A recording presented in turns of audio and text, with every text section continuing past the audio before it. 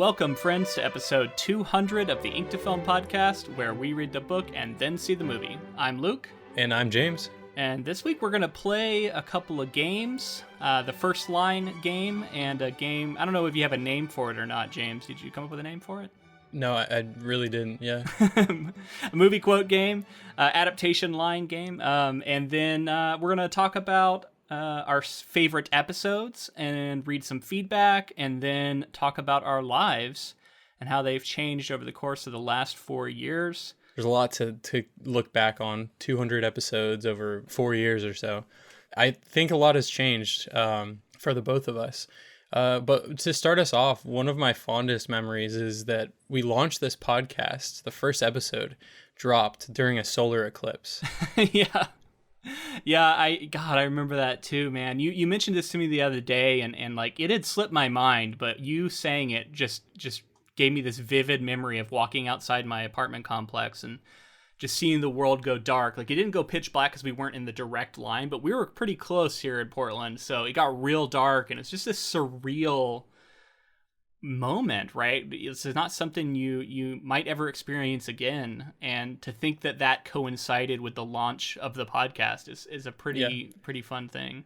I like wrote some stuff about it because I was really thinking about this, and I think that's why it always affected me and why I brought it up to you, is because, like, it clearly wasn't intentional. We didn't plan for the episode to come out on the eclipse, but with like we both grew up in the Space Coast, and like space and just like things bigger than myself have always been something that's like made me think. And there's the fact that like something that massive coincided with the release of the first episode, just like it kind of meant something to me.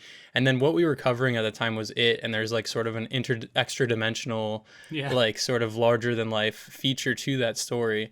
And it just makes me think of like, there's something important about that, at least even if it's just the significance for like us.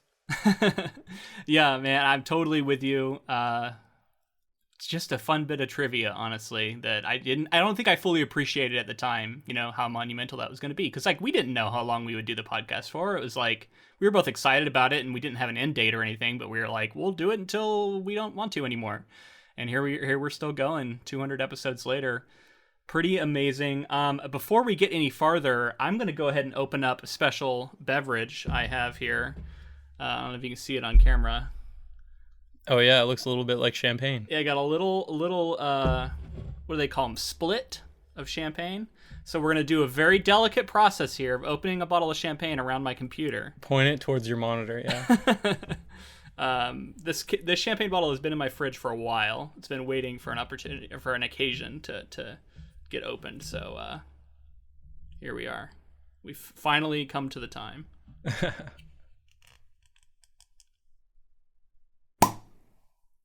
There we are. Very nice. Hopefully you heard that. I thought you were just going to launch it. You were just going to poke your finger into it, shoot it up into the ceiling, and pour foam all over yourself. Yeah. Do a little pour ASMR. Think you can hear that?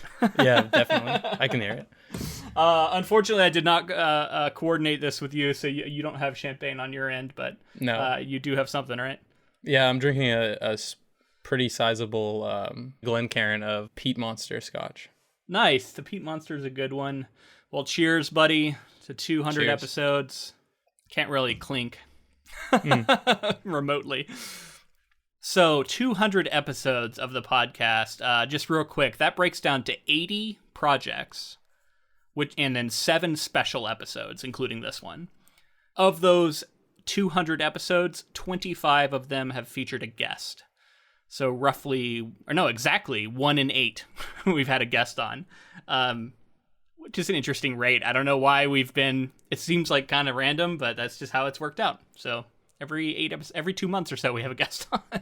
That's nice. I mean, that's a nice way to think of it, for sure. Yeah, I guess. And by the way, we have also put out 39, going on 40, which will be coming out soon, Patreon exclusive bonus episodes. So 200 is a little bit misleading when you count that in, but it's a lot of recordings, and I think we've definitely learned a lot along the way. I mean, definitely. We were so naive, I feel like. If we had any idea how large of a task this was going to be over so many years and so much time dedicated, I think it would be scary. I'm not to say that we wouldn't have done it, but it just would have been like more I don't know, more massive a task to take on. But I think the organic way of going about it is the way to do it. I think, you know, early on in those episodes, you can hear us kind of struggle our way through it. And, you know, not to say any episodes are necessarily bad, but there have been so many anecdotal stories and I think this is a time to tell, a time to celebrate. So yeah, I think so. We can disclose some of the secrets. yeah, and I have a pretty wild one that and wild is gonna be a funny joke here in a second. But let me stop you real quick, just because there's one thing I want to do before I forget. Okay. Real quick, to celebrate 200 episodes before James gets to his story. We are going to be opening up our Discord to non-patrons, right? If for a while it's been exclusive to Patreon, we're going to open it up to non-patrons. In order to get on there, though, you're going to need the link. I'll post the link in the Council of Inklings on Facebook, or if you would like to get it, you can always reach out to us directly on any of our social media accounts. Send us a DM, tweet at us, or whatever. We'll make sure you get that link so that you can join up. Open to anybody who's not a patron now. We're hoping to get that Discord growing a little bit. Should be fun. Talk about adaptations. You can share your thoughts and opinions with us. We're on there pretty frequently interacting with folks. So we'd love to have you on there. If that interests you, make sure to check out our social medias at Ink to Film on basically everything. So to get to the story, it's pretty wild. And it was early on in the podcast. The project literally was Where the Wild Things Are, the Spike Jonze film. Mm-hmm. And I had been camping with friends, got way, way, way too drunk, which I don't recommend because I ended up blacking out. Very dangerous. Sucks. Not a good time. But, you know, this was like, I don't know, 30 episodes into the podcast maybe. Anyway, I was super hungover the next morning, drove back from the camping trip, and was extremely, extremely tired and hungover in that recording. So I think that would be a funny thing if someone listened to that episode now to know that like it was a struggle. I remember there were points when I just like had my head down I was like sort of laying in my arms on the desk, and Luke was like saying something, and then I would pop up to say something and go back down.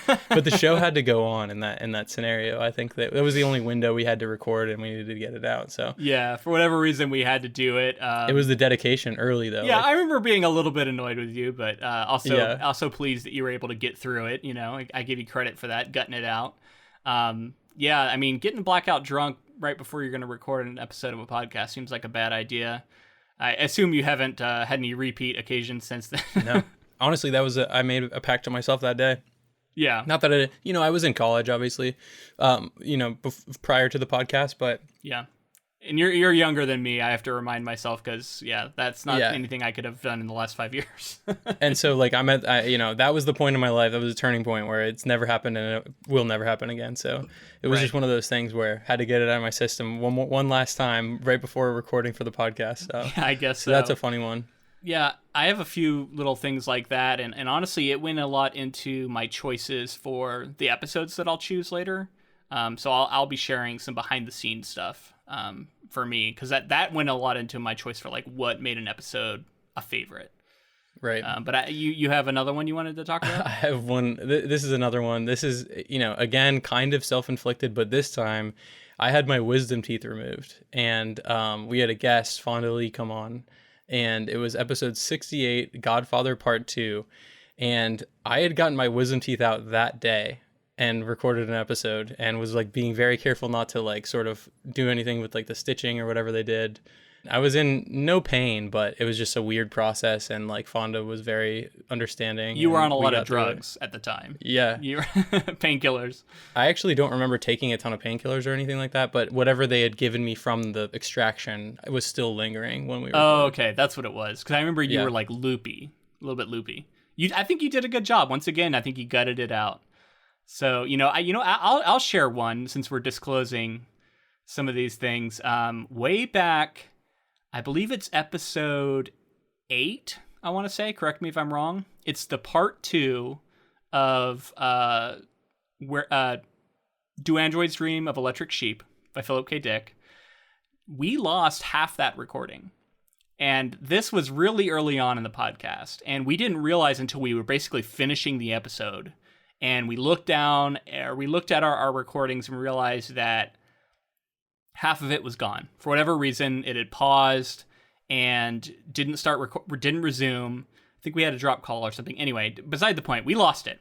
And we were like, oh, fuck, what do we do now? And this was so early on in the podcast, like, we couldn't think of options. All we could think to do was like, well, time to re-record that conversation. So we went into the second half of that episode and we just tried to kind of have the same conversation that we had just had, which if you can imagine what that's like, it's very weird. And we tried to hit some of the same points. I'm sure there was some variation. There's no way we had the exact same conversation, but man, it was a really unfortunate and just like it was kind of a slog to get through, and I have a feeling you can notice that on the recording. So. It doesn't feel as genuine, and what sucks is that those 30 minutes that we lost or so was the best 30 minutes of podcasting we've ever done. Yeah, I'm sure, of course. No one will ever hear it, and it's just like it was potentially the greatest 30 minutes of podcasting of all time. So yeah, and I'm amazed that sort of thing hasn't happened much since, but we honestly got a lot more careful after that, just double checking everything, and we learned our lesson. So anyway, we are going to play a game now, which I'm actually very excited about, although I think I might do poorly because I have a bad memory, but we'll see. We'll see about that. But yeah, just we want to thank you all for joining us for 200 episodes. Obviously, we wouldn't still be doing this if we didn't have listeners who have been supporting us along the way, have been listening to us, downloading the episodes, engaging with us online. And it means a lot to us. And we were lucky enough to get some people who wrote in with some responses. We put out a question asking people for their favorite moments or episodes and to tell us a little bit about their lives, which was optional. Some people chose to. And what we're going to do is we're going to intersperse our game with a few of those. We'll stop and read a few of them here or there, just to show our appreciation for everybody who's stuck with us along the way.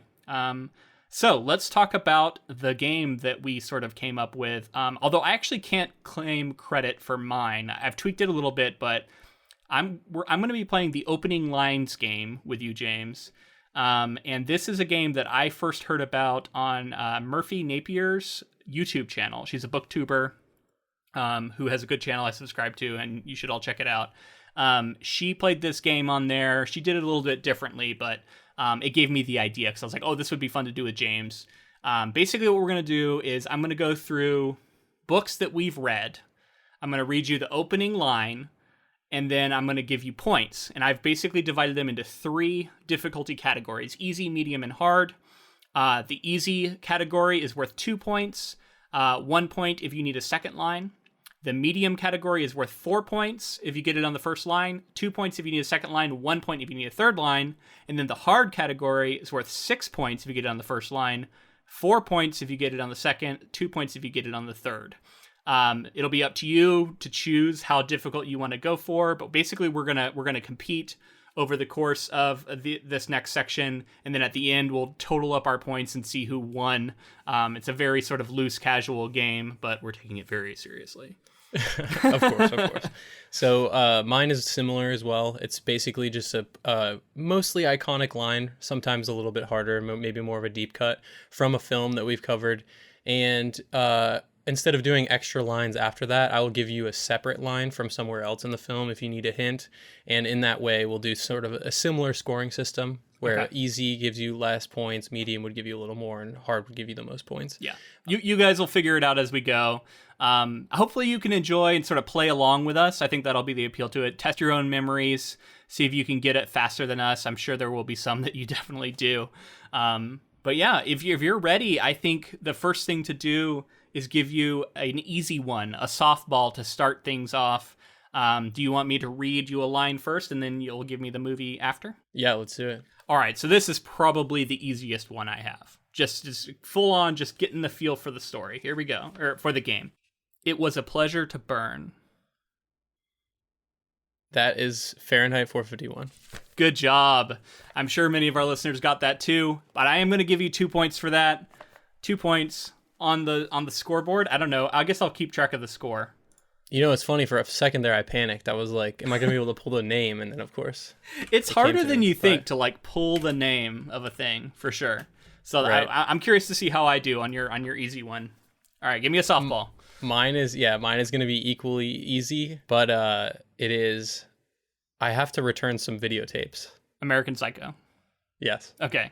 All right, I've at least got on the board. We're both on the board. Let's read a little bit of feedback, and then we'll get into a round where we can request whatever difficulty we feel confident about. So Amanda Van Paris wrote in, I have been listening to the podcast since around November 2018 and have been a patron for 2.5 years. One memory that stands out to me was James reciting Molly Weasley's Howler letter from memory. I also remember Luke talking about people meeting on World of Warcraft and online games during the Ready Player One coverage, and that was how I met my partner of almost 11 years. 2018 was the first year I'd been sober, now coming on 4 years, and in 2020 I sought treatment for bipolar disorder for the first time since a disastrous trial and error with no insurance in 2012. It got to the point where I couldn't take it anymore, and I feel so much better having the disorder mostly under control. I bring this up for mental health awareness and to let people know there's no shame in getting help. Podcasts like yours really help during the hard times for a lot of people. That's really sweet. Yeah. You know, it's really touching to hear that we have been there for people, you know, for Amanda during a tough time, and congratulations on 4 years sober. That's amazing to hear. Amazing. It feels so surreal knowing that like people interact with this stuff in that way, and like honestly, it means the world. And that Howler letter, man. That's yeah, right. What is that? Is that the second Harry Potter? Chamber of Secrets. Chamber of Secrets. I remember you were like, I think you told me like, I know I could do this letter if you want. I was like, sure, go for it. I was not expecting the level of like detail you had and like the tone and the delivery. It was perfect. So yeah. Yeah. That's actually a favorite. I've heard some other people say they like that moment. So it's funny how those things, you know, you don't think anything of it when you're doing it, but people love stuff. Like perfect. That. Okay. So Jamie D wrote in and said, I've been listening since fall 2018-ish.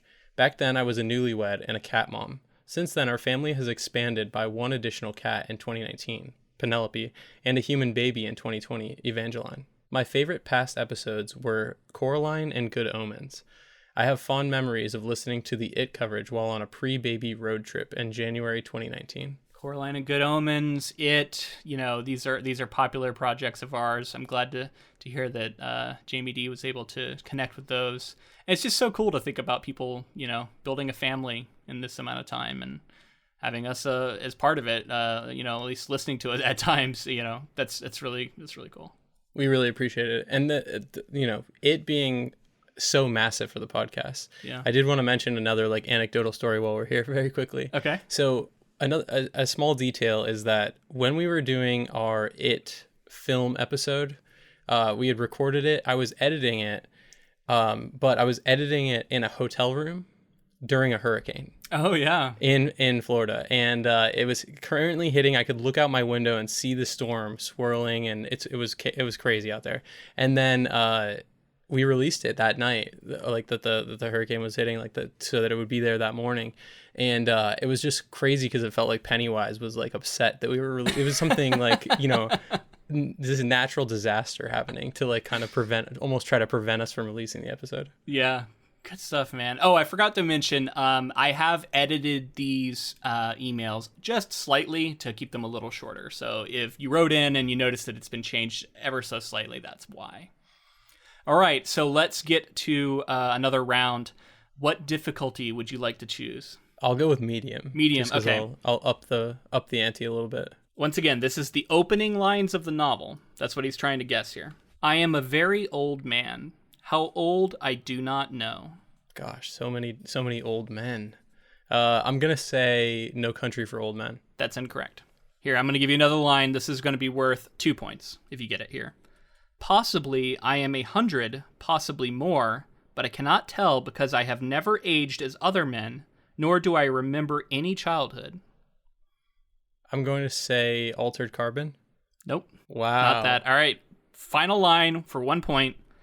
So far as I can recollect, I have always been a man of about 30. Jeez, this is a tough one. Is it Slaughterhouse-5? No. All right. That one maybe was a little difficult. Again, like when I'm choosing the difficulties on these, it's not scientific. It's just me feeling like, how difficult do I think this probably is? It was A Princess of Mars. Wow. Edgar Rice Burroughs. Nice. That was a toughie. I'm not going to lie to you. Yeah, that one, maybe that should have been a difficult, but regardless, you didn't get it. So yeah, all good. all right, so I'm gonna go with a medium as well. Hit me with a medium. Okay. If anyone was to ask my opinion, which I note they are not, I'd say we were taking the long way around.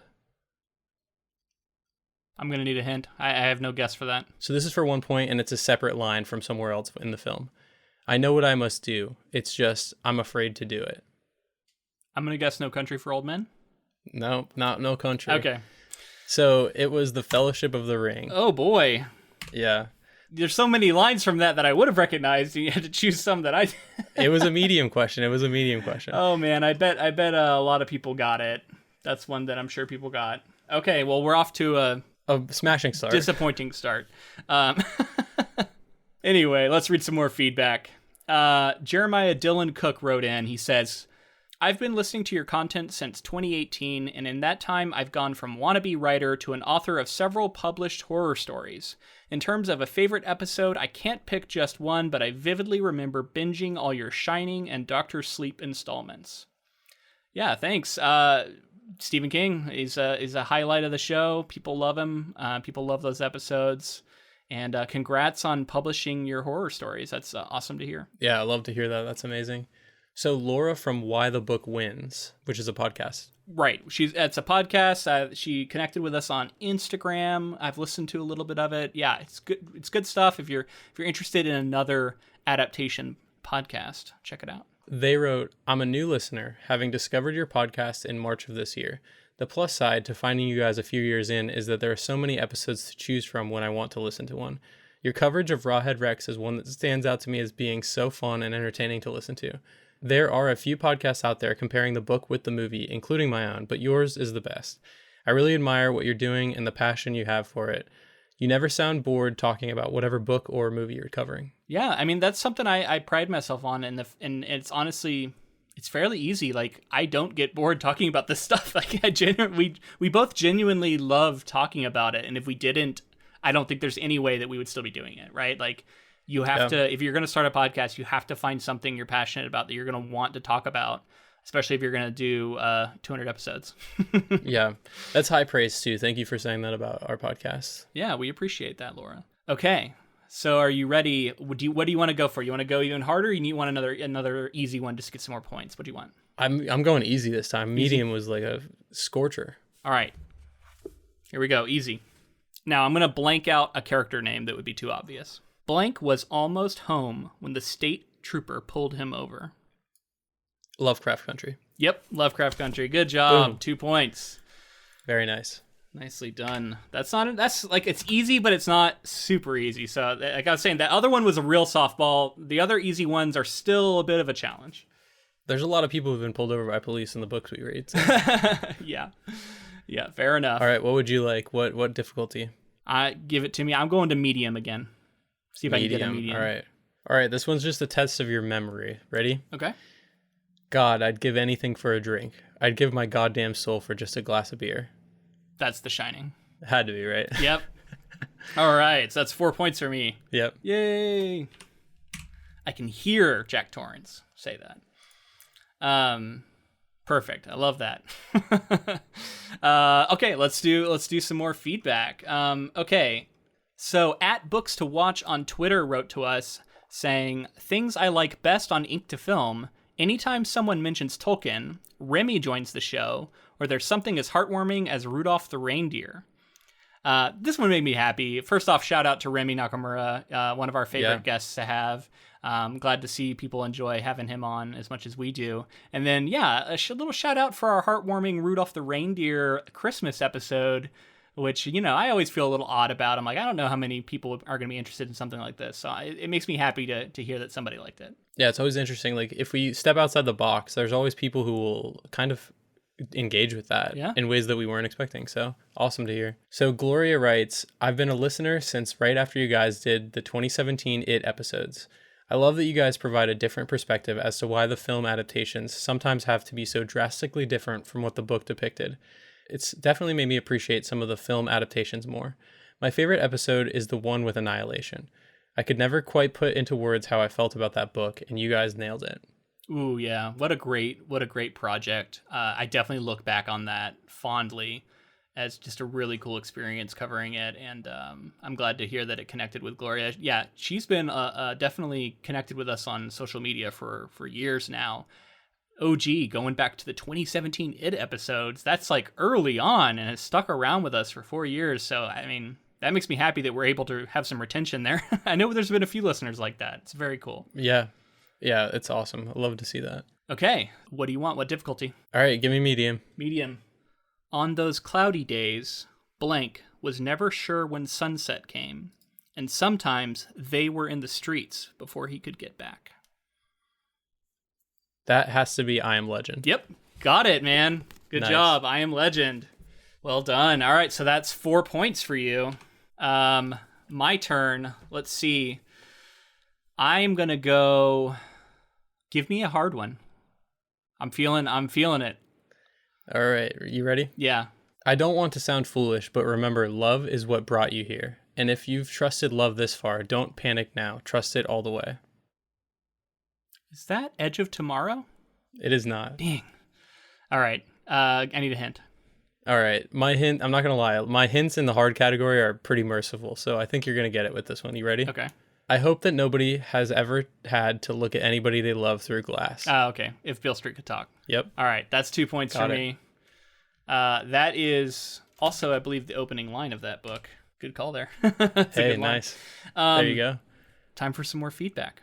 So Grant wrote in and said, there are a lot of projects that stand out to me, but specifically Annihilation, American Psycho, and It. Every Stephen King project is special, just to name a few. I also appreciated Altered Carbon, because I don't think I would have read it without you guys covering it. I've really enjoyed a lot of the guests you've had on the pod as well. Fonda Lee was a lot of fun and super knowledgeable during the Godfather coverage. Remy Nakamura is always enjoyable when you have him on, and The Watchmen with Daryl Gregory was also very, very cool. Thanks, Grant. That's awesome. Yeah, I mean, love all those projects. Great guests. Yeah. That's a good list. Shout out to all of our guests too. Yeah, like every guest we've had on has been brought such cool perspectives on everything, and I've loved every minute. We've been very pleased with our guests. Honestly, like they always deliver. So Paolo wrote in and said, I started listening to the podcast in August of 2019, back when I was finishing my master's thesis. This was quite a stressful moment for me, and listening to your podcast made it much more bearable. I would look forward to the end of the day where I would listen to it while walking home. Since then, I have started a PhD and still listen to your podcast as a way to disconnect from work and enjoy myself. My favorite episode or project would be the first one I listened to, namely The Shining. I loved the book, but did not care much for the movie, so it was cool to hear you guys compare both and discuss them in detail. I really enjoy any coverage of Stephen King you have done so far. I'm extremely thankful for the fact that this podcast exists and the great work you put into it. So that's so cool to hear, man. Somebody going through a master's and a PhD program and is letting us, kind of keep them company. And I believe Paula is the one who also sent us a picture on Instagram because she's a patron and got our swag. And she was the one who sent the picture of it in, I believe, Switzerland. Very cool. Yeah, that's so awesome. I love to see like the international community also engaging with it, because that just blows my mind. So cool. And it's like people have a passion for books and movies, and I love that we can share that passion with our listeners. That's very cool. Okay, what's going to be your difficulty choice? I feel like just to keep pace, I have to try for a hard. Okay. Remember, you can still get points if you don't get it off the first one, so right. Don't panic. Was that a hint? Is it gonna be Hitchhiker's Guide to the Galaxy? All right, here we go. Yeah. My sweater was new, stinging red and ugly. I'm gonna take a guess and say I'm thinking of Ending Things. No. All right. Dang. Sentence number 2. It was May 12th, but the temperature had dipped to the 40s, and after 4 days shivering in my shirt sleeves, I grabbed cover at a tag sale rather than dig through my boxed up winter clothes. Spring in Chicago. Man, this is tough, but this sounds like Stephen King to me, and I'm going to say Dr. Sleep. Nope. No. All right, I'm going to give you a little bit more. One last shot. In my gunny-covered cubicle, I sat staring at the computer screen. My story for the day was a limp sort of evil. This is Stephen King. I just have to figure out which project I think it is. I guess I'll say The Shining. Nope. This is What is it? Sharp Objects by Gillian Flynn. Wow. Yeah. Dang it. Yeah, and you know it's funny that you kept saying Stephen King. She does have that dark, gritty style that it kind of lines up with that. So I can see why you'd think that. It's a tough one. That is tough, yeah. All right, so what are you thinking? What difficulty we're looking at? How did I do? I got it on a hint. Let's go medium. See if I can get it right off the go. Okay, this one is going to be. We're so bounded by time, by its order, but now I am not so sure I believe in beginnings and endings. Arrival. Yeah, yes. Had to be right. Got it. All right, so that's 4 points. That's a medium, right? Nice, dude. Yeah. Okay, so just for the record, where we're at right now, I am at 12 points. You are at 8. Okay. So I think for this next one, our partners wrote in, my wife and your girlfriend, with a little feedback that I actually have not heard yet, but I'm going to read it now. So this is from my wife, Annalisa. She says, my most recent favorite Ink2Film memory was watching Pride and Prejudice with Luke, because it's one of my absolute favorite movies and it gives me all the happy, cozy feels, and listening to the episode afterwards with Jennifer was awesome. She understood the assignment and captured so many of my own feelings about the movie perfectly. That's awesome. I love that. Yeah, shout out to my wife who has supported me along the way, and honestly, this podcast wouldn't exist without her because she's definitely the pillar of my support structure. So. Yeah, I was gonna say shout out to honestly both of our significant others, because like we wouldn't have been able to continue without the support of them. There's no way we would have continued doing this, and like they've been very supportive, listening and dealing with our having to record at weird times and stuff. So huge shout out to them. Yeah, we've annoyed them many times by saying, "Oh, can't watch that when it comes out. I have to wait for when we cover it." Right. Exactly. Yeah. So my girlfriend Caitlin wrote in and she said, so glad you finally covered The Handmaid's Tale. The only way women will become true equals in our society is if men acknowledge us as such and fight for our rights just as hard. It is something men have to believe in their hearts, to treat all people as people. And I know both of you have that in yours. Proud to have Luke as a brother and James as a partner in life. As far as how our lives have evolved over these past 4 years, James and mine couldn't have changed more. When you started this thing, he had just graduated college. We had moved into our first ever apartment in Orlando, and we were probably still living in the fiery hell of a bed bug infestation. Screw that place. He has grown so much in his career with production in Orlando, and due to COVID, I have completely switched mine. Ink2Film has been a constant thread throughout it all, and I look forward to being told we must see many more movies by a certain day of the week to keep it going. That's awesome to hear. Yeah, shout out to Caitlin, my sister, your girlfriend. She's great. And I totally agree about the Handmaid's Tale stuff, and I'm just glad that she connected with that coverage. Definitely, yeah. Yeah. What a good project. Very, very recent. It was very recent. I almost, there was a couple things where I almost pulled quotes from that. I almost picked that as one of my favorite moments just because it's so fresh, but I decided to. Yeah, a little bit of recency bias maybe. Gotta give it a little bit of time. You gotta get a little bit of distance on some of this stuff to have proper perspective. Okay, let's play this game a little bit more. You're a little bit behind. Do you want to go for the safe points, or are you gonna go big? What's your choice? I want a medium so that I at least can try to tie you. Okay, medium. It was a nice day. All the days had been nice. That one's so vague. Let me think about that. I'm going to try the Princess Bride. I like the guess, but no, that's not it. No. All right, now here we go. Here's line number 2. This is why it's a medium, because I feel like this next line is more of a giveaway. Sometimes mediums, it was like kind of tough at the beginning, but then the second line is like a big hint. Okay, here's the next line. There had been rather more than 7 of them so far, and rain hadn't been invented yet. Good Omens. Yep. I almost said Good Omens too on the first one, and I was like, got it. Got it. So that's 2 points for you. So you're still getting the what you would have gotten if you'd gone easy. So that's why medium is still a solid choice, right? Mm-hmm. In our little weird system we have going here. Okay. I still have a little bit of a lead, so I'm gonna go bold and I'm gonna go hard. Give me a difficult. All you have to do is outpace me at this point, but okay, you want hard. Here we go. When you're old, all you want to do is stare at the scenery. It's so strange. I've never felt so peaceful before. Is that House Moving Castle? You nailed it. Yes! I almost said No Country for Old Men, but I was like, that's too obvious. Yeah. Oh man. Nice work. The hint, by the way, was what a dump. When I think of castles, it's not what I picture. Okay, so that would have So been you would it, have you would have got would that have got it immediately. there, but I got the heart. All right. Love that. Woo. Okay. Yeah, having some more champagne. All right. Let's do some more feedback. So Sarah wrote in. She says, I started listening in 2019, and then you guys kept me company, not just at work, but during lockdown and beyond. Ink to Film is the first and only Patreon I've ever joined, and I have absolutely no regrets. The pod has inspired me to keep going in my own writing, and the dissection of story and theme from you guys has been so helpful. I recommend you to everyone. Thank you for making my Thursdays much less boring. As for favorite moments, I personally love the goofs when you guys are just shooting the shit and talking about your in real life families and lives. Much love from Canada via Scotland. Awesome. Yeah. So I mean, hey, if you like family and live stuff, this is the episode for you too, because I think we're gonna open up to some stuff. Thank you so much for supporting, and like that means the world. Yeah, hopefully Sarah enjoys this, because we're going to be doing a lot of that.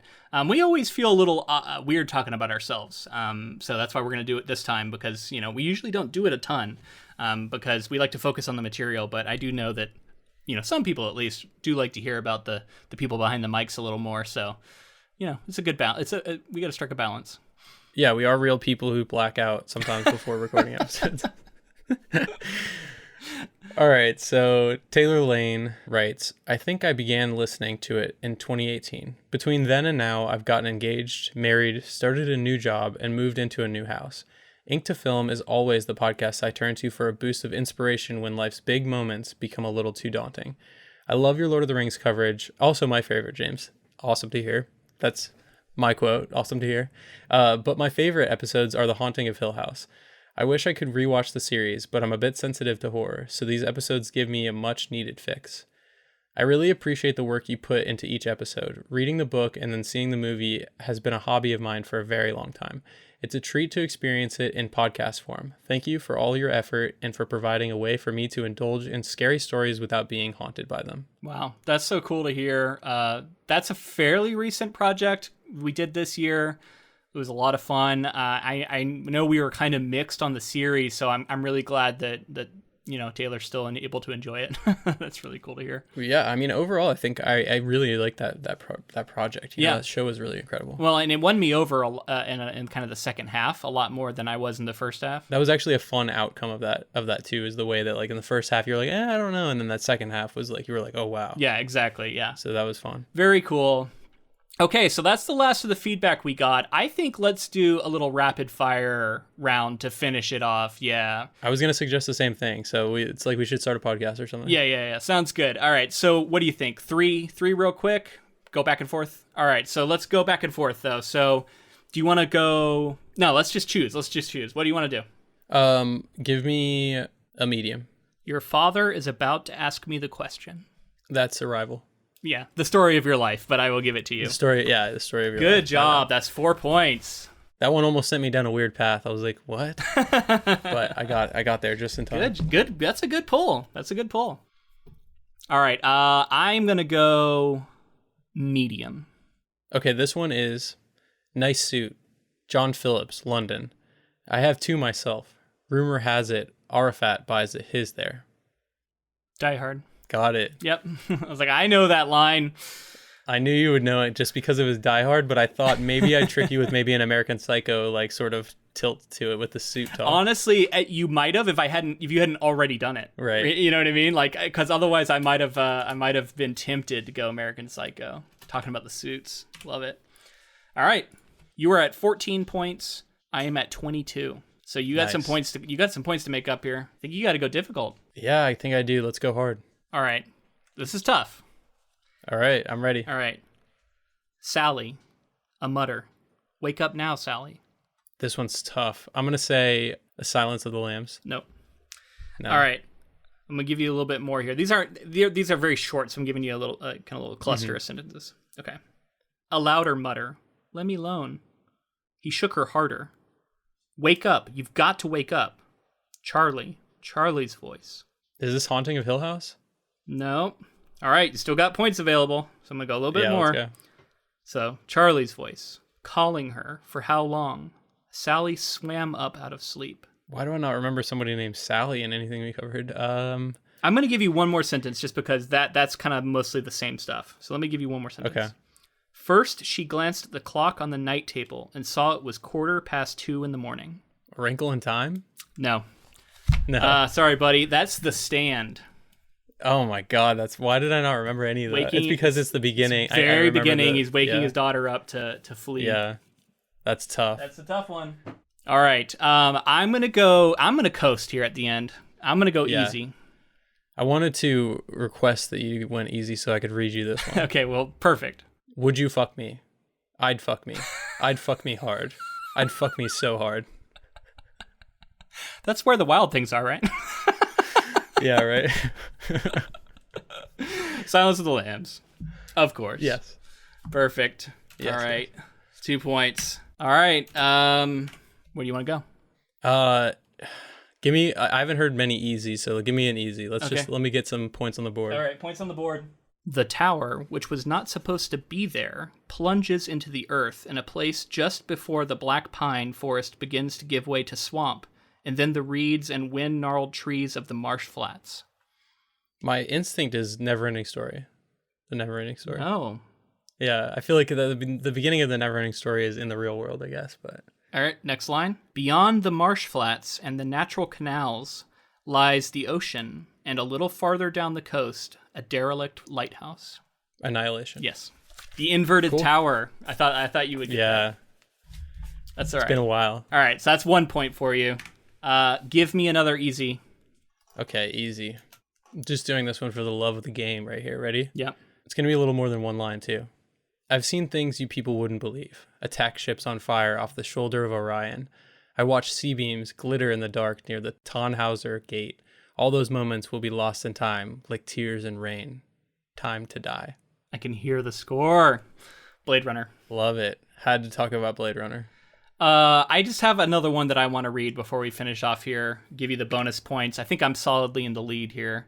The Terror, which would not end for another 28 years, if it ever did, began, so far as I know or can tell, with a boat made from a sheet of newspaper, floating down a gutter swollen with rain. Gotta be the OG. It's gotta be it. There it is. It, the OG. I think that's a good place to stop. I had a bunch of other good ones, but we can't keep playing this game forever, as fun as it is.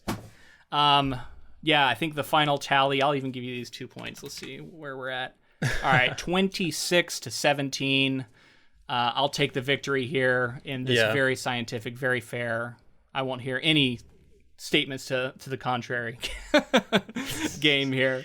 It was fun, man. I liked playing. It was a good time. Yeah, it was fun. You know, first lines are difficult, so I do think the difficulty may have been a little harder for you, honestly. You know, in retrospect, because first lines of books are, you know, they can be tough if they're not like super iconic ones. Yeah, think about that. The Stand one. You know, it's not doing you any favors with like hints towards the plot. Yeah. It's honestly like misleading. Yeah, and sharp objects. Honestly, that probably should have been a hard one because that doesn't have a lot to go on.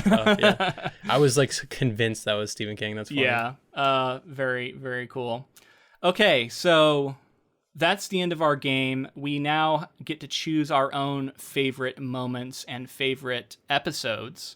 I think we chose episodes, right? That's what I did. Right. Yeah. So I chose 3. I think you chose 3 as well. I think we'll switch off back and forth. If we happen to choose the same one, we'll just share our thoughts on it. Let's have you begin. I do want to say though, before we get into this, our sort of criteria for this. For me, it was all my personal memory surrounding the recording of the episode and the content of the episode as it related to my life at the time.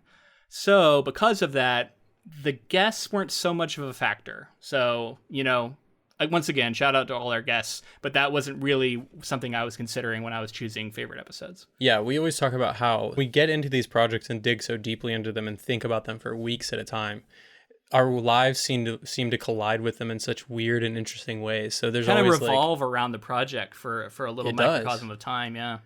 Yeah. And like it lingers with you and something will happen and it just makes it that much more important. So to start things off, you get pulled in by projects, and then there's ones that you're looking forward to forever. The one that we knew we would always cover, for me, it was Fellowship of the Ring. And let me explain the specific episodes. So the first episode was episode 36, and that was the one that really hit me squarely because it's one of my favorite stories. But even more so than that, you and I had started a podcast, half a year before we started doing this coverage for Fellowship of the Ring, and we hadn't seen each other for a while. You lived in Portland, I lived in Orlando, and I came to visit in like March of that year, and we went to Multnomah Falls. We went like all over the place, and you were just talking about how like it's just like the people talk about how this is like Middle Earth in the in the gorge sometimes. Yeah. And it's just like it looks like when Multnomah Falls, for example, looks like Rivendell. Mm-hmm. So that trip and getting to see you guys and being over there and then coming back and covering one of my favorite stories in the way that we did, that episode, when I think about it, it really does ring true as like one of my favorite recording experiences. And 36? 36, right. Yeah.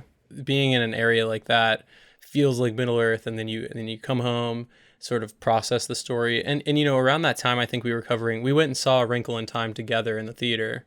And then we were covering Ready Player One right after I got back. And then I was sort of still processing it when we went to cover Fellowship of the Ring. Yeah, I mean, Lord of the Rings, such a powerful series of episodes for us. Over the course of 12 episodes, I think we did on that project, and we're still going to do The Hobbit at some point here, so we have more to come from Tolkien. So I'm glad to hear that made your list.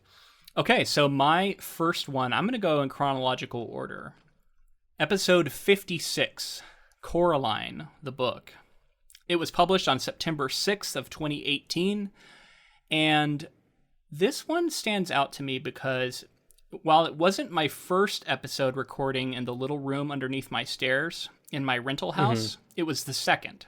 The first one was the previous week during the Sharp Objects finale, and I remember it was all new. I just literally set up a desk in there and recorded, and it was very bare bones.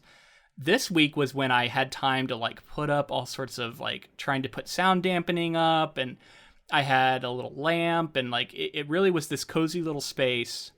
And we were covering Coraline, which is a book about going through a little passageway into another world. Mm-hmm.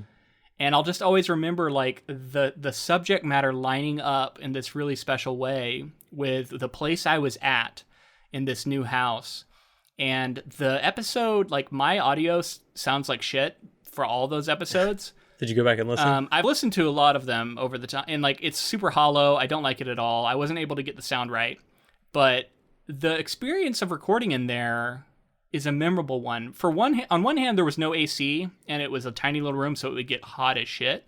Yeah. But on the other hand, it was cozy. It was very like hyper focused. Like I'm in this little room. I have my laptop on a little tiny desk. I can't even stand up in there. I don't think there was enough room for that. It was like I'm just looking into the darkness under the stairs. It was a bizarre little space to record an episode of a podcast in, and there's about a run of 20 or so that we recorded there. And I don't know, I just have fond memories of that period. And then the other thing that lines up with, I was looking at our numbers.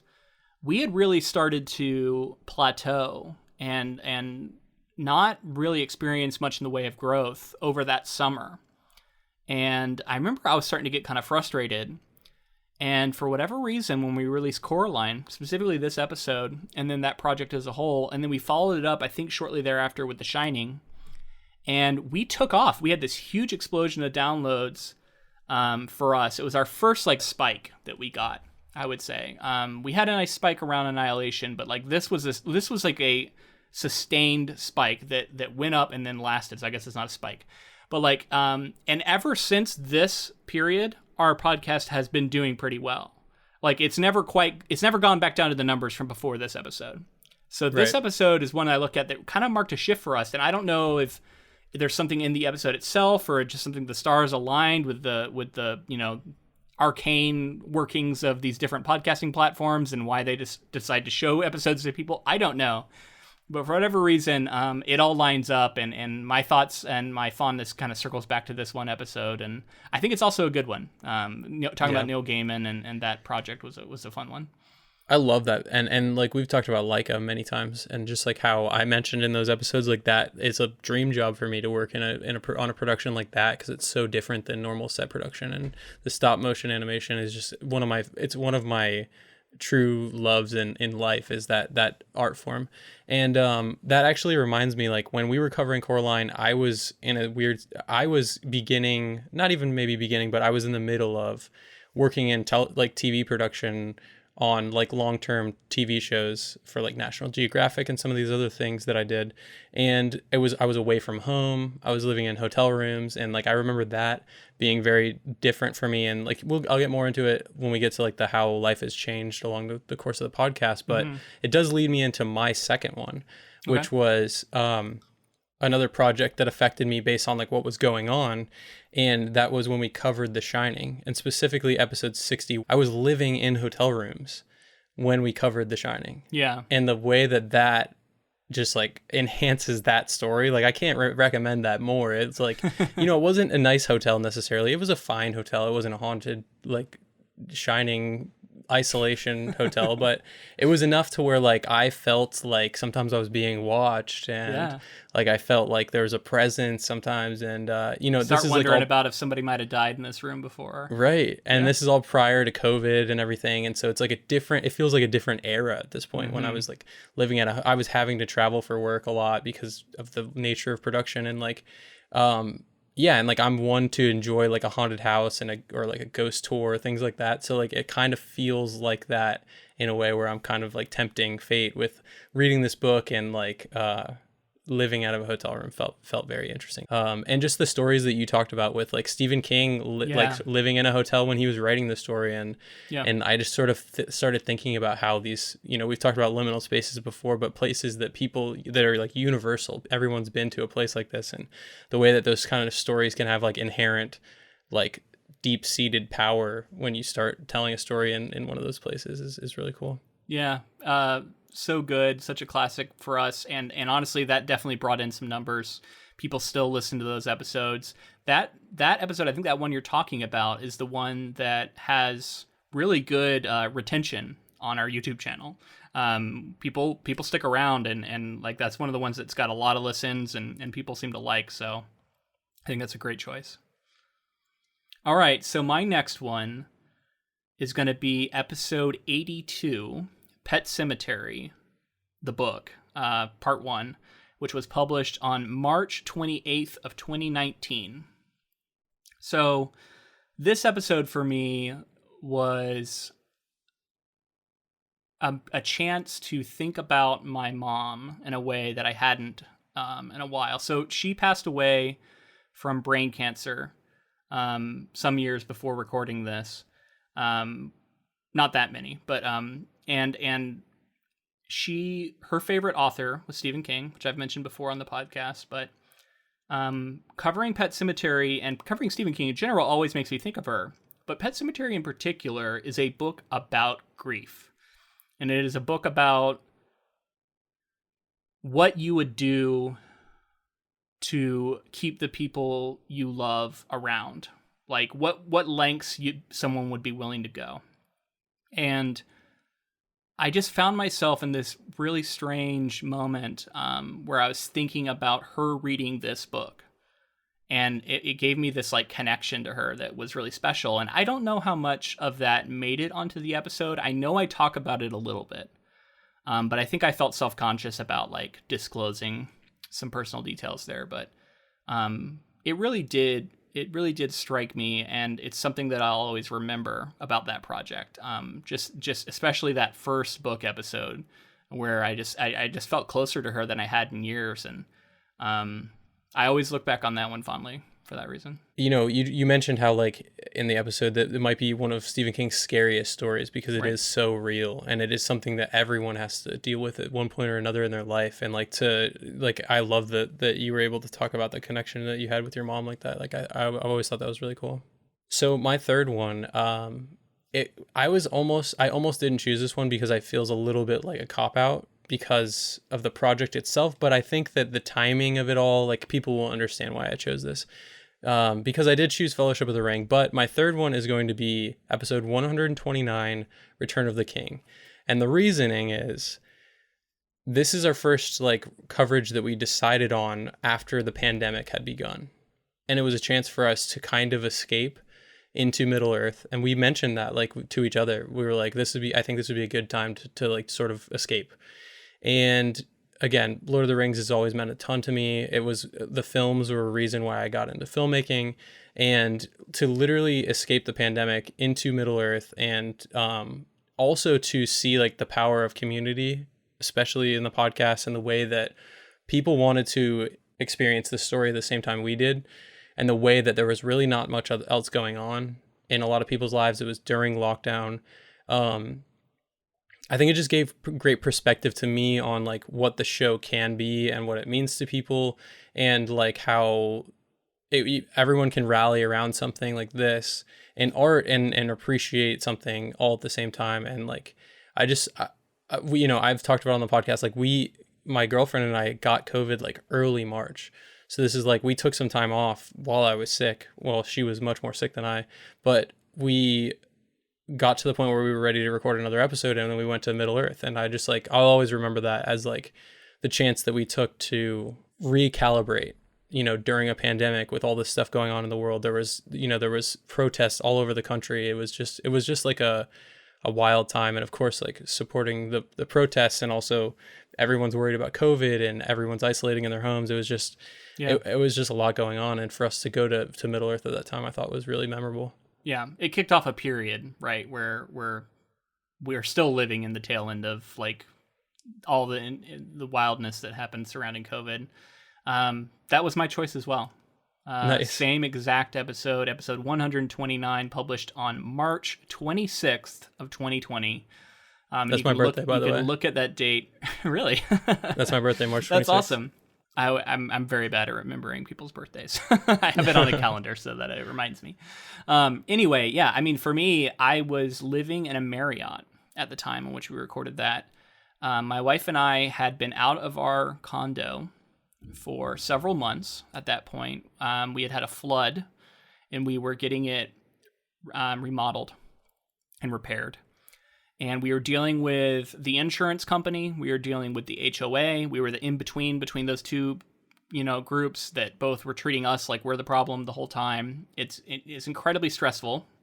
Then you take that, and we're living in an Airbnb that the person who runs it notifies us that we have to leave because they're going to sell the Airbnb as a unit. So we have to find other arrangements. So we have to scramble. And this was the last week we were supposed to be staying there. We have to scramble to get this hotel room, and we end up moving everything we can into the Marriott with our two dogs. And on top of all of that, we're going into lockdown for the first time. There's an unknown virus that people don't even know how it's transmitted at this point. Mask wearing wasn't even recommended for the general public at this point. It was all hand washing, right? And we're going into a hotel. This was the height of my anxiety problems I developed in 2020. I had some pretty severe anxiety that year, and I was having panic attacks. And doing episode 129, like you said, was exactly what I needed. And it was an escape into Middle Earth. It was a chance to do something that I feel like Lord of the Rings is cozy to me. And so going there felt like this just badly needed respite from everything that was going on at the time. I listened to a good chunk of that episode earlier, and it's so odd to hear us talking about COVID. Like, we don't name it. We just talk about it like in this kind of vague way, and you talk about being sick and like you're not sure whether or not you had it, and like just we know so much more about the disease now, right? And you can just hear the uncertainty. It's hard to remember. Like, I remember when like the NBA all of a sudden canceled its games. Like, that was like a week before we did this. Like, right. it was hitting America. And they went into the bubble in Orlando too. It was crazy. It was wild, and this was really the kicking off of all of it. And then, I mean, you and my sister, Caitlin, your girlfriend, both came down with it, and I didn't know, how it was going to go, and like, it was a scary time, and it was a difficult time, and I think of this episode and this podcast as being something that helped me get through it. So I completely agree on that one. I love that we chose the same one for our final one. Yeah. I think that's fitting. Episode 129 is a great one. I did want to give a shout out and honorable mention to one other episode. If Beale Street Could Talk episode, which is published on July 2nd of 2020. This was, I think, about a month and a half after George Floyd was killed. And it was in the midst of a lot of those demonstrations you were talking about. We're really ramping up in the country.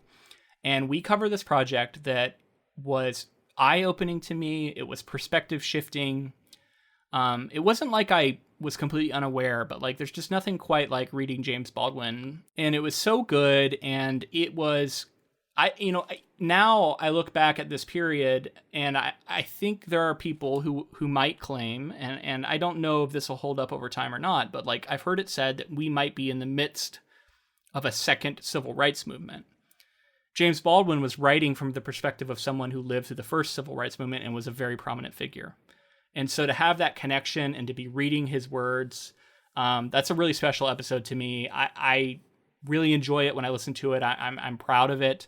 I think we did a good job. And then it also bled into Lovecraft Country, which would come like a month or so later, which would be a continuation of that sort of vibe and that experience of just growing. And so I just wanted to give a shout out to that particular episode. Another really, really good one.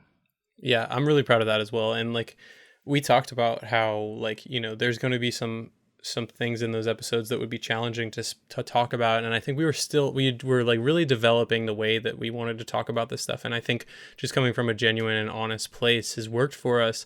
But it was, it was a time period when it was like, should we be talking about this? Yeah. It was like, should we as white guys talk about this? And ultimately, I think I'm happy with what we did and that we did. But it was also, a question. And I'm glad that it holds up for us now at this point. And James Baldwin is an absolute legend. Agreed. So all that's left now is to get even more personal. If you liked hearing some personal details, we have more to share. Do you want to go first? I don't know how we're going to do this. We haven't really talked about our format here, but I guess we'll just go back and forth a little bit, and I'm just going to let you go. Yeah, I can go first.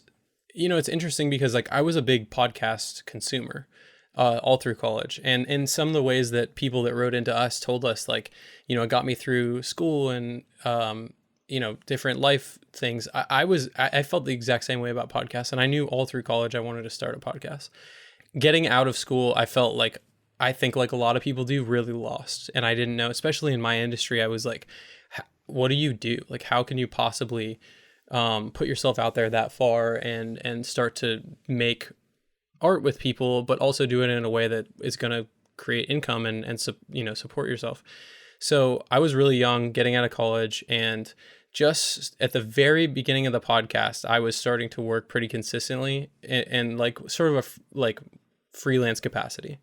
And I think like my voice at the time, I was very unsure about some of the things that I wanted to say and the way that I was willing to talk about other people's art because I knew how I felt about the things that I loved. And I think it's like it was definitely a stretching of my own creativity period where I realized, like, because I can remember early on in those episodes thinking like, oh no, I don't want to write. I want to direct. I want to help someone else deliver like a great version of their vision. And I can't even imagine thinking about film in that way at this point, because to me now I've been like, any project that I direct going forward I'm going to have like supreme control over, because I'm going to need to, whether someone else wrote it or not, I'm going to need to like have a heavy hand in the rewriting process or whatever it is. And I never thought of myself as a writer necessarily. And I hesitate to call myself a writer, but more of just like, I understand the ways that I would want a story to be told. And like that's definitely something that's changed for me. And like I said, the way that I'm willing to like dive into other people's art, I think has changed some, but it's always like we've always talked about it from a perspective of someone who's creating. So it's always, I think, productive. I think it's always something that's not from, we're never like trying to shit on things, but we are all figuring out what we like as artists and what we would like to, sort of cherry pick and replicate, and then create our own style and create our own work. So like that's a little bit on like how fresh I was coming into the podcast, and like this podcast has definitely helped me develop a lot of those skills. And even speaking publicly obviously has been a thing that we were really early on. I couldn't even hear the sound of my own voice, and now I don't care at all. We moved to Orlando. I was living in my girlfriend and I were living in a shitty apartment. She mentioned the bed bug situation. We moved into an apartment that had bed bugs. It was horrifying. And just like, having to go through all of that, I talk to her sometimes about how, like, if we were to have to go back and grind in the ways that we had to and live through the situations we had to, I don't know if I could actually do it, but we made it through.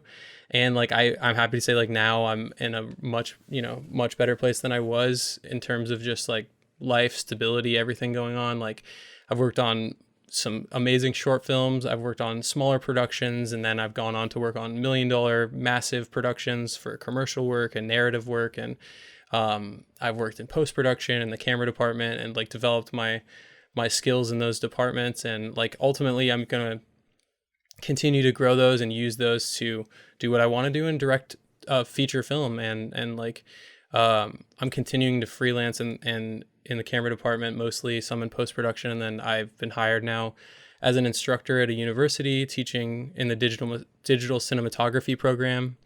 And that's been amazing as well, because talking about like stability and still being able to do all of the shoots that I want to do, all of the like amazing opportunities that come my way. It's just been this great stabilizing thing. And that's just since COVID, that instructor position has come along. So, my life is so different than it was 4 years ago when we started this podcast. It would be easier in a shorter list for me to tell you what has not changed than what has changed. So much has changed. Right. I feel like some of the stuff I'm going to talk about overlaps a little bit with some of that stuff you just said, but just from sort of my perspective over here, I feel like I've seen you get more confident in your, not only your own particular artistic sensibilities, right? Like the things that you like, but also just, I think, more confident in your knowledge of the industry and of what it's like to be on set, and to share those insights. I think early on in the podcast, both of us, and this is something I'm going to talk about, were a little more like, I don't know if I'm qualified to talk about this. A little imposter syndrome, yeah. I mean, how could you not? And I've definitely noticed an evolution there for you. So for me, a couple of things I'll get out of the way.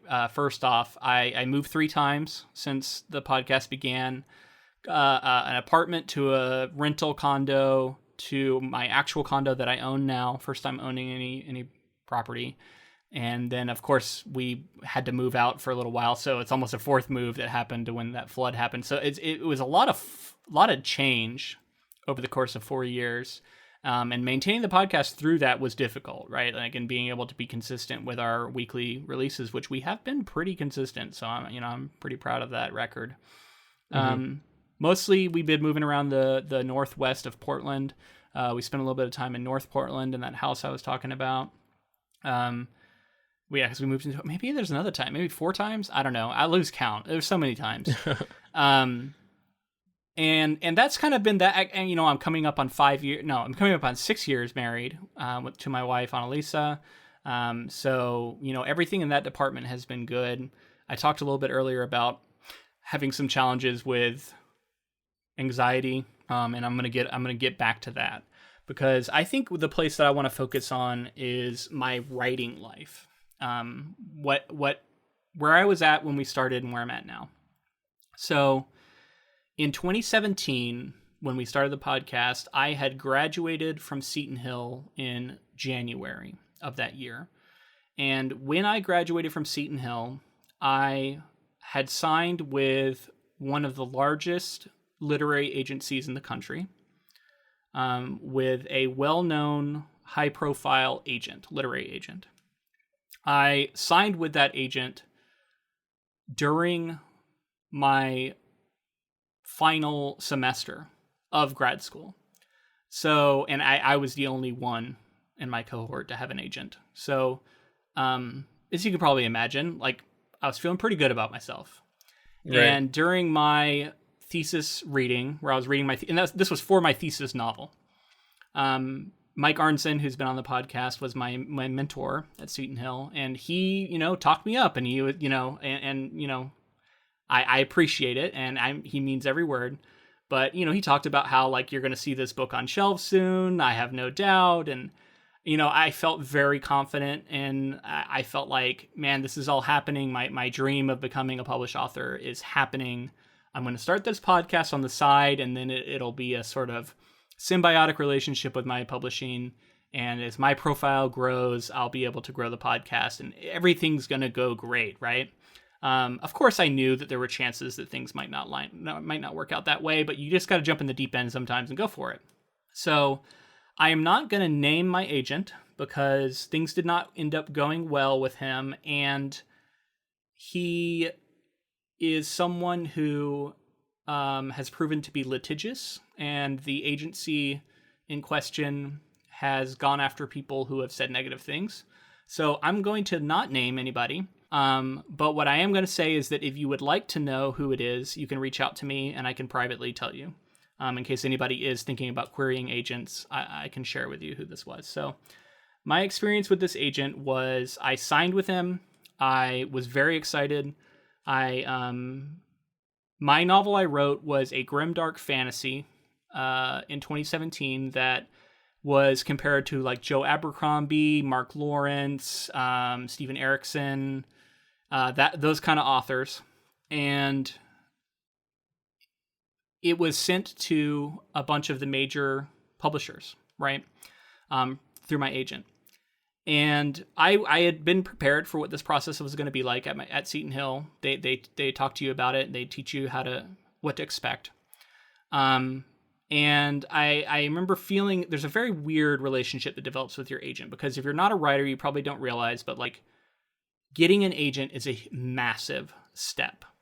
It is not the final step, but it is the major publishers, traditional publishers, won't look at your manuscripts typically unless you have representation. So they're sort of gatekeepers for these massive publishers, that you have to have proven yourself worthy of an agent before they'll even look at your manuscript, that kind of thing, right? So it's a big step. And I celebrated with all my friends, very excited. He starts submitting it around, and I asked him to send me along feedback that he would get. I got a few things here or there. He sent me a few emails, and when I would sort of ping him and ask about it, he'd send me back a couple of complimentary rejections. People who were like, oh, we liked this part, or I liked this part, but it didn't quite work, or I'd be curious to see some work from you in the future. That kind of stuff, which is good. And I kind of took my lumps early and was like, okay, so it's not going to happen right away. Some of these major publishers that I had my dreams circled around either weren't responding or gave us rejections. And that is also typical. Sometimes they just don't respond. So I was like, well, this is. I remember thinking it was a little cold. It was like when I talked to him on the phone, I thought that we were going to have a lot more communication throughout the process, but it kept being very much like, there's no news, so there was nothing to really talk about. But because of that, it felt like I wasn't really having much conversation with him. He did not have any editorial feedback for me on the manuscript itself. He said he thought that it was ready to shop. Fast forward to early 2018, I called him up, had a meeting with him. I was like, I want to, talk about what's going on with my book and kind of figure out what our next move is, because it seems like a couple of places aren't getting back to us. I want to know if there's some more places we could send it, that kind of stuff. Talk to him about strategy, right? And that's on the phone. He tells me, I think this submission has run its course. And I was completely devastated. I was not expecting that. 6 months in seemed incredibly quick. And from what I've heard from other people who've been on submission for up to 2 years or more, it is very fast. And But I was devastated. I was like, holy shit, this book that I worked on that I got the agent with, I thought for sure it was going to happen. So he asked me, like, are you working on anything else? And I said, yes. I had been sort of noodling around with some ideas for a sequel to the book, but I'm like, that's not where you're going to go if you're going to, if the first one doesn't land. So I'm like, okay, I also have this other sci-fi thing I've been working on, this underwater sci-fi idea. And I had just barely started it at this point. And I told him about it. He was interested and said, okay, send it to me when it's ready. And then that was it. Very brief conversation. And I was just stunned. I was like, what the hell happened, So I got to work and I tried to tell myself, well, I've got the agent, so it's okay. I've just got to like get him more material, right? So around this time, there is a website called Writer Beware, which I highly recommend if you're a writer, especially if you're trying to publish traditionally or with even independent presses. You should be following this website. And on this website, there was a post about my agent that came up, and it was a report of some troubling complaints that had been sent to them about him. And I was able to get access to these forums where people were talking about their experiences with him, and it was similar to mine, but it shed some light on some things that I wasn't sure about, and it was kind of like maybe some red flags that I hadn't caught. But long story short, it seems that he is someone who signs a lot of authors, doesn't announce them publicly, doesn't put them on his website, takes their query letter that they send to him to get representation and repurposes it for his letter that he's going to send to these editors. And he does what's called a shotgun submission, where he blasts it out to a bunch of editors sort of indiscriminately, just to see if it sticks. Sort of a throw a bunch of spaghetti at the wall and see if it sticks strategy, which for an agent, I guess, can be fine because every now and then something will stick and you'll make a sale, but is not ethical because the spaghetti you're throwing is years of people's lives that they've worked on. And what you're not doing is what a good agent should be doing, and that's giving the manuscript its absolute best shot, sending it to the perfect editor at the perfect time, knowing exactly who likes what sort of story, finding the right way to pitch it to them, giving feedback if it's needed.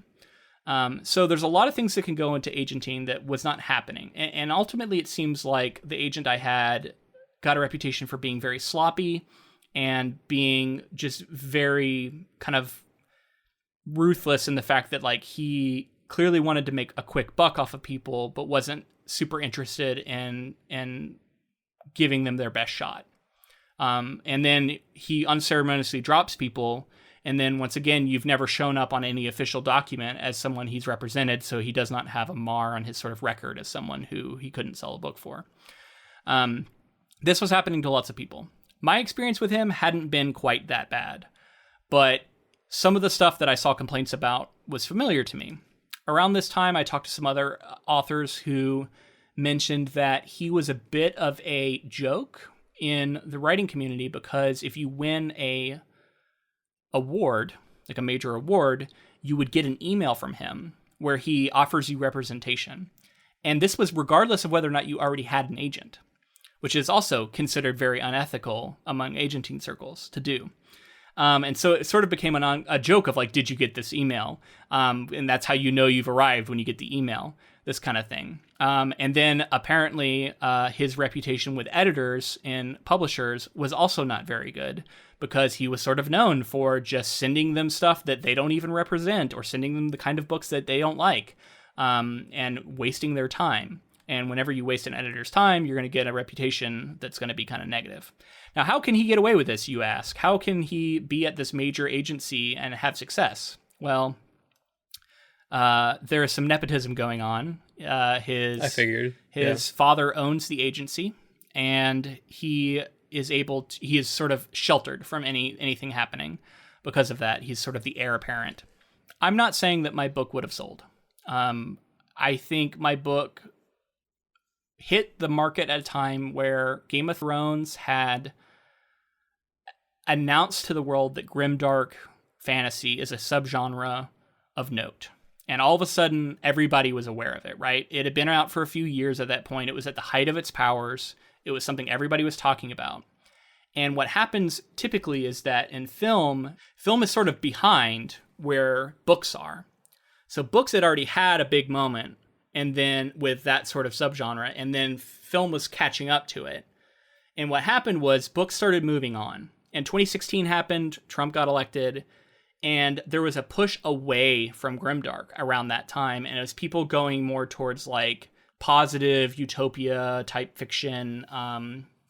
You hear a lot of this stuff. In general, grimdark, it also got to the point where there was sort of a one-upsmanship going on with a lot of the major authors, and it got to a point where it kind of broke. It was like, couldn't get any darker. I don't know. There was a lot of stuff going on in the subgenre at the time. At the time, I thought it was a good idea to market myself as writing in that subgenre, but in retrospect, I don't think it was, because it was a subgenre that was on the downturn at the time. So that's a big part of it, right? But the book itself, maybe it could have had a better shot if I had had a more caring, careful agent who sort of gave a shit a little bit more, and but then maybe not. I don't know. Regardless, the truth of the matter was I didn't want to be associated with someone who had this sort of reputation in the industry. Because what happened after this all came out on that Writer Beware site is, like I alluded to earlier, the agency went after them. And everything got scrubbed from the internet. Basically, it's very hard to find any of these details anymore. People who recorded episodes of their podcast where they talked about this had to delete chunks of the episodes or get sued. All sorts of stuff happened where they sort of scrubbed the internet of this wrongdoing. At the same time, he resigned from the Authors Association of Representatives because there was an ethics complaint submitted to the board. So he resigns from the entire organization. So if your agent is not a member of the AAR, that's a red flag. But yeah, so clearly aware that there was a problem there, right? Rather than because he was potentially going to get expelled, it sounded like, but he's like, I resigned before that happens. Yeah, of course. Anyway, so he's still out there, still taking new clients and stuff, and he does have some clients who are happy with him, people who he's made sales with, it seems like. So I'm sure if you do get a sale with him, you're happy. But what I realized is I can't work for another stretch of years and give him another manuscript and have it go through the same process where it's not giving it needs to be given its absolute best shot. That's what I'm giving someone a percentage of your earnings for. That's how they're earning their pay, right? And that's what agents get. They get a percentage. So anyway, I fired my agent, which if you, again, are someone who's trying to be published traditionally, that is a big step because getting an agent is a huge goal for many, many people. And to actually fire my agent at one of the biggest agencies in the country was difficult. And so all this is going on during the podcast, right? I sell some short fiction, and I sell a story specifically to Metaphorosis magazine. We ended up publishing on our Patreon, me reading it. And then I get into the Viable Paradise Writers Workshop, and this was in 2019. 2019, I'm working on this sci-fi novel, and I submit that to this workshop. This workshop is on par with something like a Clarion or a Clarion West, which a lot of people may have heard. I think they have like a slightly more well-known name because they've been around a lot longer. But it's on par with. It's a slightly different kind of workshop, but very prestigious and competitive workshop to get into. So getting into that was a big moment for me. It was very exciting. I got into it on the strength of my opening chapters for this new novel, this sci-fi novel. So I attend this workshop in 2019, around the time we're recording The Shining, actually, right around that same time. And I meet, a lot of amazing writers there who are instructors at the workshop. That includes writers like Daryl Gregory, Amal El-Matar, Nisi Shawl, Max Gladstone, Stephen Gould, Scott Lynch, Sherwood Smith, and includes the editor-in-chief of Tor, Patrick Nielsen Hayden. One of the other things that came out of this workshop is I realized that the ending of my novel wasn't working. And in order to fix the ending of my novel, it was going to take a pretty major rewrite. So I started doing the major rewrite in 2020. And then 2020 happened. We've already discussed the pandemic, everything else, my life with getting moved out. It was a very tough time for me. My mental health tanked. I was having a lot of problems with anxiety and depression, and I started seeing a therapist, which I'm happy to talk about. Again, it's something I think we should destigmatize. And I was able to get through that year, but it was very difficult. And honestly, I didn't get a lot of writing done. Like I was still writing. I tended to focus more on shorter projects because it was very hard for me to dive into the longer stuff. There was a lot of built up stressors involved in that longer work. And then this whole time, while I loved doing the podcast and it was this constant for me, there was also always this pressure because I felt like I always assumed that I would have arrived and I would be doing this podcast from a place of expertise of I am a published author. So that's why I'm able to have all these opinions and stuff. Right. But I was like, it's not happening. It's not happening. What's going on? And so there's a lot of pressure there right now. I did publish another short story around this time, which I'm very proud of.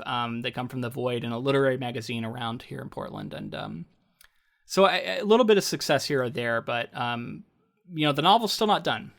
But we arrive here in 2021, and I am in a much better headspace than I've ever been. Honestly, and I am healthier now than I have been, and the pandemic's still ongoing. But I got my vaccine. Things are improving. I had been developing this community of writers in Portland throughout all of this, and I think that they really helped pull me through this. And I've connected with them even more now than before.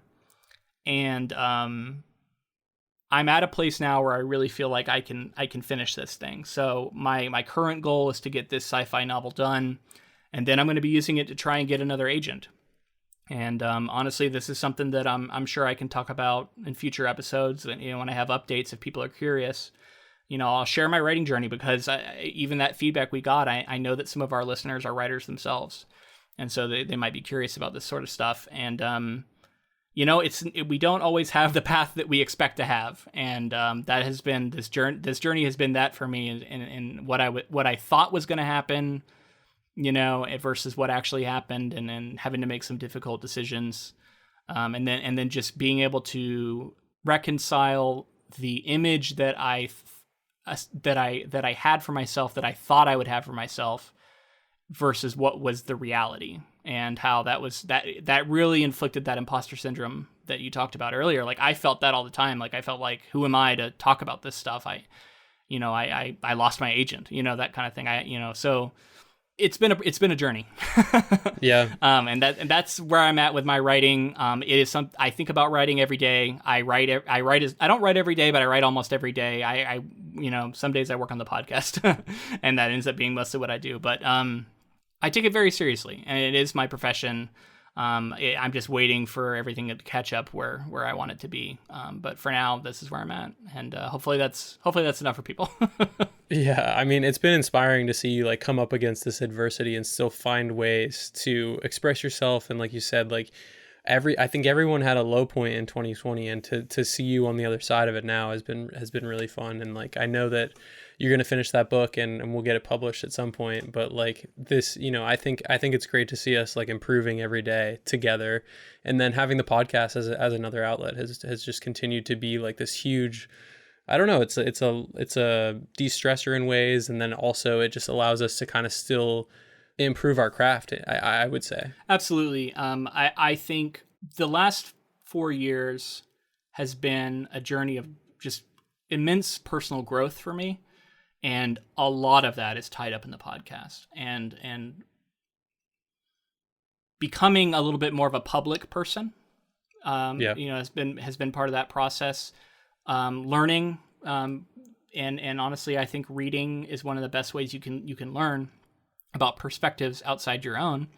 And we've definitely done that. We haven't always gotten it right. I know at times we can be the stumbling white guys who can't, find a way to talk about things without sounding like we're lost. We can be that way. You can be that way sometimes. I know it. Repeating the word like maybe too many times, but Don't tell them. Don't tell them. We get to our conclusions along the way eventually. Yeah. Ultimately, it has been a great experience these last 200 episodes, and it has been an essential part of my creative growth. And I think now the book that is going to come out the other side of this is way better than the book that would have come out of it had I not been doing the podcast. It just is. Like I'm just a better storyteller from everything we've talked about. And even before the podcast, many of my favorite filmmakers would always talk about reading is the best way to improve as a filmmaker and a storyteller. And like, I absolutely agree. Like, I feel like I've developed in ways that I never would have possibly imagined. Well, I think this is probably a good place to end it. We are definitely getting a little bit long here. So, wow, 200 episodes. Thank you all for being a part of it. We will be back next week for more regular coverage, which I guess we can go ahead and announce here. We're going to be tackling Dune next, which has been on the horizon forever, it feels like. Forever. It feels like since the podcast's inception, we've been moving towards this. Like, Blade Runner came out, and Denis Villeneuve directed Blade Runner 2049, and since then, we've been like, what is he doing next? And Dune got announced soon after. Yeah. Like, holy shit, he's doing Dune. So, we're here. Yeah, very excited to get into that. It's such an iconic book that I've never read. And whenever I tell people I haven't read it, they're like, what? You haven't read it? Like, that's the reaction I get every time. So totally, yeah. I'm very excited to actually get into that. Thank you all for listening. If you wanted to, like, give us a present for our 200th episode, a congratulations. If you haven't left a rating and review yet, that would be an awesome thing to leave us. A rating and review on Apple or whatever app you use would be fantastic. Tell somebody about the show. Help us spread the word. We're not very big, but we rely on the word of mouth and on these ratings and reviews. They really do a lot to help out the show. So we'd love to see those. If you wanted to help out the podcast in another way, you can find us on Patreon, patreon.com/inktofilm. And like we talked about, we have tons of bonus content, but every month we put out something that's usually adaptation adjacent, but can tend to be kind of experimental as well. And you can get that for just $2 a month. Yeah, look for another one of those episodes soon. And if you wanted to connect with us on social media, we are at inktofilm everywhere. Our email address is at inktofilm@gmail.com. And if you wanted to reach out to us to get that Discord link, that's the way you're going to do it. We'll also post it in the Council of Inklings on Facebook. And thank you to Ross Bugden for the use of our intro and outro music. All right, buddy. We've come to the end. 200 episodes down. What will the next 100, 200 bring? I don't know, man. Because I would have never predicted half the shit that went down. I guess you just can't predict the future, right? Who knows? I mean, totally, yeah. Who knows how long we'll continue it, but I can't see us stopping for 200 to, beyond. Who knows? I really don't know. It's more likely to change form a little bit in the future than it is to stop, at least for me. Yeah. So we'll see what the future holds, but it's been quite a journey, and until next time. Keep adapting.